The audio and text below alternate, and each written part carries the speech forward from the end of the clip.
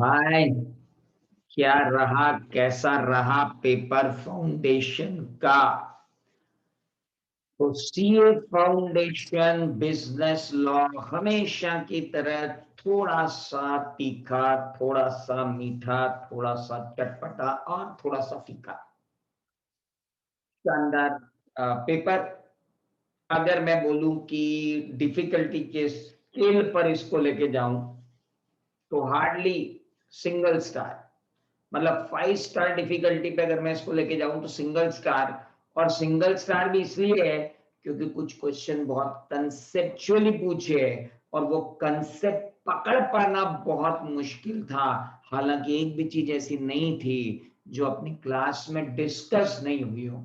और सबसे अच्छी बात इस पेपर की ये रही कि इसमें लगभग सारे कंसेप्ट जो थे वो वो पूछे गए जो डिस्कस किए जाते हैं हमारे खत्री सर और रविजीत सर के एग्जांपल्स। तो मैक्सिमम पेपर दोनों हमारे मैथ्स और स्टैट्स के टीचर का जो है बहुत बड़ा रोल है, क्योंकि उनके एग्जाम्पल से ही हम सारे डिफिकल्ट टॉपिक समझते हैं और डिफिकल्ट टॉपिक पर ये पेपर आ गया। शुरुआत उसने की बहुत ही शानदार तरीके से कि बताइए निम्नलिखित में से कौन सा एग्रीमेंट वैलिड है और कौन सा वॉइड है। एग्रीमेंट वैलिड है या वॉइड है? अब आपने आंसर लिखते टाइम वॉइड कॉन्ट्रैक्ट तो नहीं लिख दिया मेरे दोस्त, क्योंकि उसने पूछा था कौन सा एग्रीमेंट वैलिड है और कौन सा वॉइड है। तो जो वैलिड एग्रीमेंट था उसको तो आप कॉन्ट्रैक्ट लिख सकते थे, लेकिन जो वॉइड एग्रीमेंट था उसको वॉइड एग्रीमेंट लिखना था। ये तो अपने को पहले चैप्टर में बता दिया गया था। तो मेरे दोस्त आओ जरा देखें, एक क्लॉज है कॉन्ट्रैक्ट में जिसमें ये प्रोवाइड किया गया है कोई एक्शन नहीं लोगे तुम अगर कोई ब्रीच होता है तो। याद करो मेरा एग्जाम्पल, मैं तुम्हें 1500 रुपए में भी पढ़ाऊंगा, 5000 में भी पढ़ाऊंगा, 1500 में पढ़ाऊंगा ना, तो तुमको सूट फाइल करने की इजाजत नहीं होगी मेरे अगेंस्ट में। अरे sir, agreement to restrain legal proceedings is against the public policy and under section 23, वो तो वॉइड हो गया। तो सर मैं तो यही लिख के आया, बस अब तुम बस काउंट करते जाओ कि तुम्हारा नंबर कितना आ रहा है। तो पहला क्वेश्चन का पहला आंसर था section 23, agreement against public policy. फिर आया, where two courts have jurisdiction to try a suit, an agreement between the parties that suit should be filed in one of the jurisdiction alone is not in other। ये तो एक valid contract है, क्योंकि मैंने बताया था कि laundry की स्लिप पे लिखा होता है न्याय का क्षेत्र इंदौर ही रहेगा, jurisdiction shall be Indore only. तो ये तो वैलिड कॉन्ट्रैक्ट। एक्स ने ऑफर किया अपनी मारुति वाई को बेचने के लिए, वाई को बिलीव हुआ कि X is only one WagonR car but agrees to buy it. X ने offer to sell his Maruti car to Y, Y believes that X is only one WagonR car but agrees to buy it. ये क्या हुआ भला? ये कैसा है question था? X ने ऑफर किया सेल करने के लिए his Maruti car to Y, Y believes that X has only Wagoner R car but agrees to buy it। तो अब मुझे ये बताया जाए कि मारुति कार और वेगनार आर कार में क्या अंतर है? वेगनार भी तो मारुति का ही ब्रांड है। या तो ये कहना चाहता है कि मारुति कार बेचना चाह रहा है एक्स और वाई ये विश्वास करता है कि एक्स के पास वेगनार आर कार है और वो एग्री कर लेता है बाय से। तो भाई इस क्वेश्चन पे तो पूरा देश कंफ्यूज्ड है कि सर आप पूछना क्या चाहते हो, क्या वेगनार आर कार मारुति नहीं है? और अगर मारुति कार और वेगनार आर कार दो अलग अलग मॉडल हैं तो फिर तो ये अनसर्टेनिटी हो गई, ये तो कंसेंट ही नहीं हुई, और ये तो कंसेंसस आइडम ही नहीं हुआ, और ये तो ऑफर ही सर्टन नहीं हुआ, और ये तो अनसर्टन मीनिंग वाला एग्रीमेंट हो गया। और जब अनसर्टन मीनिंग वाला एग्रीमेंट हो जाता है तो कॉन्ट्रैक्ट ही वर्ड हो जाता है। प्रभु कृपा करके समझाएं institute of chartered accountants of India वाले कि ये जो मारुति कार बेचनी है वाई को और वाई बिलीव करता है एक्स के पास वेगनार आर है, तो वेगनार आर भी तो मारुति कार है। अब मैं उन दोनों को अलग मान लेता हूँ कि वो बोल रहा है मैं मारुति कार बेचना चाहता हूँ, वाई को ऐसा लगता है इसके बाद एक ही तो वैगनर है वही बेचना चाह रहा होगा, जब उसके पास 2 4 5 है तो फिर अनसर्टन मीनिंग हो गया।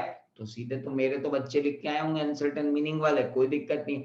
जो ये अटेम्प्ट करके आया उसको नंबर जरूर मिलेंगे, ये मान के चल रहा। कारण क्योंकि क्वेश्चन कंफ्यूजिंग, अब बच्चे कंफ्यूज हो गए।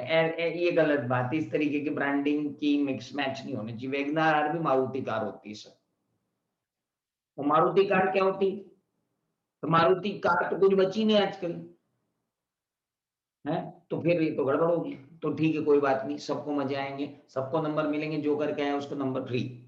चलिए, एक्स एक फिजिशियन है और सर्जन है, उसने वाई को एम्प्लॉय किया असिस्टेंट के तौर पे, सैलरी देगी 75,000 पर मंथ, और बोला सुनो 2 साल तक के लिए तुमको मैं रख रहा हूं, और वाई ने एग्री किया कि वो सर्जन की तरह प्रैक्टिस नहीं करेगा फिजिशियन ड्यूरिंग दीज 2 ईयर। अरे ये तो क्वेश्चन अपन ने टेस्ट में भी किया था और ये क्वेश्चन तो क्लास में भी किया था कि जब तक नौकरी कर रहे हो तब तक तो तुम कहीं और नहीं करोगे, ये रिस्ट्रिक्शन हो सकता है। ये पूरा question agreement against the public policy और वॉइड एग्रीमेंट के तहत पूछ लिया गया।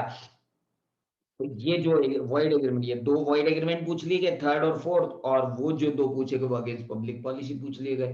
तो ये थर्ड और फोर्थ में ये एग्रीमेंट वॉइड एग्रीमेंट नहीं, और फोर्थ वाला भी वॉइड एग्रीमेंट नहीं है, रिस्ट्रिक्शन ऑन ट्रेड का एक्सेप्शन है। ये 4 एक्सेप्शन बताए थे आपको रिस्ट्रिक्शन ऑन ट्रेड के, उसमें से एक ये भी था कि आप किसी को सर्विस पर रखते हो तो जब आपका सोल एग्रीमेंट हो सकता है कि तुम जब तक मेरे यहाँ सर्विस कर रहे हो तब तक कहीं और सर्विस नहीं करोगे। ये क्वेश्चन तो रिपीट मार दिया भाई साहब। ओपीसी का नॉमिनी चेंज करना है, नॉमिनी का भी इंडियन रेसिडेंट होना जरूरी है, और मेन का भी। अब ये परमानेंटली इंडिया से बाहर जा रही है तो चेंज तो करना पड़ेगा ओपीसी में।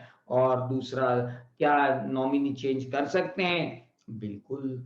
आप उसमें 2 क्वेश्चन पूछ लिए कि क्या मैंडेटरी है जेड को विड्रॉ करें nomination in the said OPC if she is living India permanently. बिल्कुल सही बात है, क्योंकि आप अब जब परमानेंटली इंडिया से बाहर जा रहे हैं तो नॉमिनी रह के क्या करेंगे? क्या जेड कंटिन्यू कर सकता है, कर सकती है her nomination in OPC if she maintain the status of resident of India after her marriage? अगर तुम resident of India after marriage maintain कर सकती हो तो रहो, 180 दिन आ जाओ, 181वें दिन चली जाओ। अगर मेंटेन कर सकती हो तो कोई दिक्कत नहीं है, नहीं मेंटेन कर सकती, अच्छा क्वेश्चन में ही आंसर दे दिया, थोड़ी सी लगाते तो वही निकल के आ गया था आंसर। क्वेश्चन में ही आंसर दे दिया बाबू, काम ही खत्म। Risk prima facie passes with the property.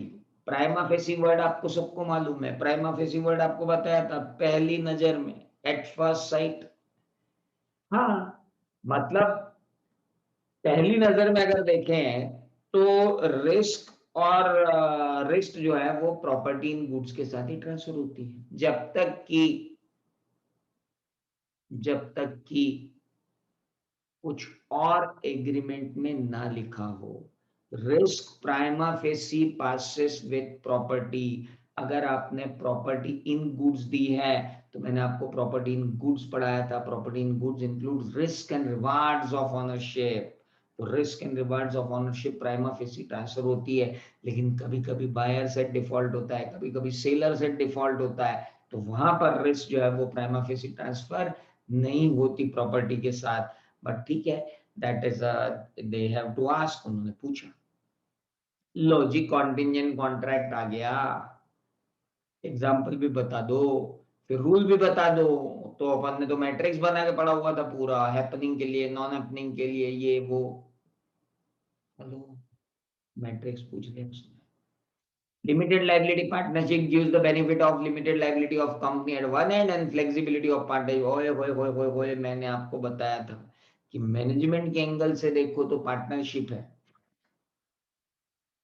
ना, और लाइबिलिटी ऑफ दी पार्टनर्स की तरफ से देखो तो कंपनी है। तो मैंने आपको कहा था कि ये कॉकटेल है, ये एक सैंडविच है, किसका? कंपनी का। और हमने तो पूरा टेबल बना के देखा था कि कंपनी के कौन से फायदे हैं जो एलएलपी में मिल जाते हैं, और पार्टनरशिप के कौन से फायदे हैं जो एलएलपी में मिल जाते हैं। उन दोनों को मिला के लिखना था, मस्त नंबर आने वाले थे, सब कुछ सेट था, आपने किया भी होगा। इम्प्लाइड अथॉरिटी बताइए, बता देंगे। In absence of any usage और custom of trade to the contrary, implied authority of partner does not empower him to do certain act. State act जो बियॉन्ड है, प्रॉपर्टी नहीं बेच सकता, किसी फर्म में पार्टनर नहीं बन सकता, फर्म का अकाउंट नहीं खुलवा सकता, पार्टनर ने सूट फाइल, फर्म ने सूट फाइल कर रखा हो तो वो वापस नहीं ले सकता, सूट फाइल कर रखा हो तो उसे सेटल नहीं कर सकता, सूट को आर्बिट्रेशन में नहीं दे सकता, कोई डेट इनकर नहीं कर सकता। पूरी तो लिस्ट बनाई थी यार, पूरे 6 7 8 चीजों की लिस्ट थी, लिख के आनी थी। एज इट इज तुम्हारी कॉपी में लिखी हुई है। लो, अजय बाला चंदू आ गए XYZ के रूप में, और दिनेश भी आ गया एल के रूप में। 90,000 का डेट है। क्या एल सिर्फ वाई को, अरे तो किया हुआ क्वेश्चन है। एल किन company all why bigger, super duper घटिया क्वेश्चन, इसको मैं डिस्कस भी नहीं करना चाहता हूँ। ये तो आप बिल्कुल भयंकर सही करके आए होंगे, इसमें तो कहीं कोई दिक्कत ही नहीं है। एक को रिलीज कर दो तो सारे तो रूल आ गए उसमें, ज्वाइंट प्रॉमिस के। Discuss the right of unpaid seller, हाय हाय अनपेड सेलर के राइट बताओ भैया। 3 राइट थे, तीनों बता दो। Right to stop in transit, right to lien, right of lien, और तीसरा राइट टू रीसेल। चौथे और भी बता देना। ये तो अगेंस्ट गुड्स थे, फिर अगेंस्ट डेटर भी तो राइट थे, वो भी लिख देते। तो discuss the rights of an unpaid seller against buyer under the sale of goods, एक दोनों राइट लिख के आने थे, अगेंस्ट गुड्स भी और अगेंस्ट, हाँ सर वो अगेंस्ट गुड्स लिखना रह गए। अरे कोई बात नहीं, रह गए तब दिमाग मत खराब करो। बाकी तो लिख दिया ना, लीन लिख दिया, अनपेड सेलर लिख दिया, राइट टू रीसेल लिख दिया, पेरिशेबल गुड्स तक ठोक के आ गए तुम तो। अब बढ़िया, कोई दिक्कत थोड़ी है, टेंशन नहीं लेना, सब बढ़िया होगा। M is one of the 4 partners of XY enterprise. He owes a sum of 6 crore to his friend Z, which is unable to pay on due time. So he want to sell his share to firm Z. ला ला ला ला, interest बेचने जा रहे हैं भाई। अकेला चला जाएगा? नहीं, पुराने पार्टनर से, जितने पार्टनर से पहले परमिशन ले लियो, क्योंकि अगर परमिशन नहीं ली इंटरेस्ट को सेल करने की और बिना परमिशन लिए बेच दिया ना, तो डिसोल्यूशन का ग्राउंड बन जाएगा भाऊजी। Can M validly transfer his interest to firm by way of sale? Yes he can. What would be the rights of transferee? Transferee को कोई राइट नहीं होते, ट्रांसफरी को सिर्फ राइट होते हैं कि अगर वो डिफॉल्ट करे तो उसके जो शेयर मिलना वो ले ले और लिक्विडेशन के टाइम आके खड़ा हो जाए। अगर मिस्टर एम रिटायर होना चाहते हैं 6 महीने बाद, तो क्या करें? 6 महीने बाद रिटायर हो गए तो रिटायरमेंट के टाइम जो पैसा मिलेगा उससे पहले ड्यू किसका चुकेगा? जेड का, उसके बाद एम को मिलेगा। बच्चा तो लिखा है, आप मेरे को तो टेंशन ही नहीं है। लो जी लो, ये तो रिपीट क्वेश्चन मार दिया, 2 अटेम्प्ट पहले ही पूछा था, सजेस्टेड के अंदर था, ये तो सीधे ही क्वेश्चन राइस वाला।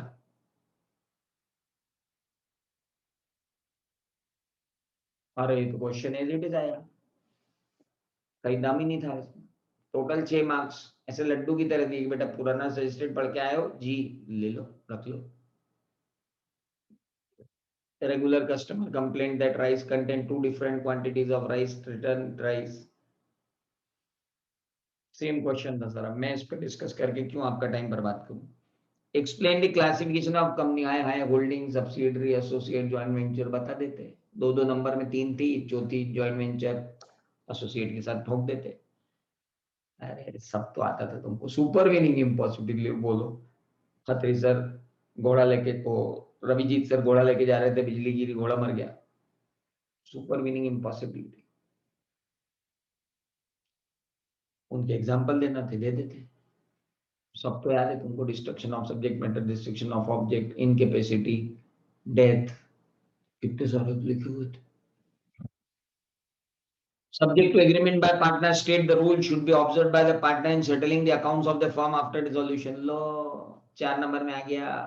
क्या रूल लगाओगे? सेटलिंग ऑफ द अकाउंट्स के पहले बाहर वालों को देंगे, फिर इनकी लाइबिलिटी चुकाएंगे, फिर बचेगी तो अपन लेंगे और बांट खाएंगे। What are the main difference between guarantee company and company having share capital? लो जी, पूरा पॉइंटर ही आ गया अपना जो अपन ने लिखा था कि गारंटी वाली कंपनी में कब कॉल किया जा सकता है, शेयर कैपिटल वाली कंपनी में कब कॉल किया जा सकता है। बताया था ना, गारंटी वाली कंपनी में कब होगा और शेयर कैपिटल वाली कंपनी में कब होगा। मेन डिफरेंस थे 3 नंबर के। क्या था इस क्वेश्चन पेपर में, मुझे बताइए कौन सा प्रश्न आपको डिफिकल्ट लगा? सिर्फ 2 या 3 क्वेश्चन थे जहां पर कंसेप्चुअली उसने आपको बीट करने की कोशिश की।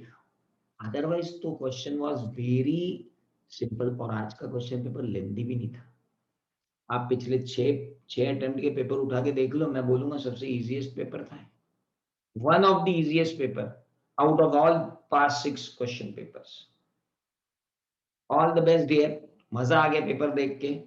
पर अब इंटर की तैयारी करनी है, जल्दी से मिलेंगे इंटर में और इंटर को फोड़ डालेंगे बिल्कुल इसी तरह से जिस तरह से आज इसको फोड़ डाला अपन ने। All the best.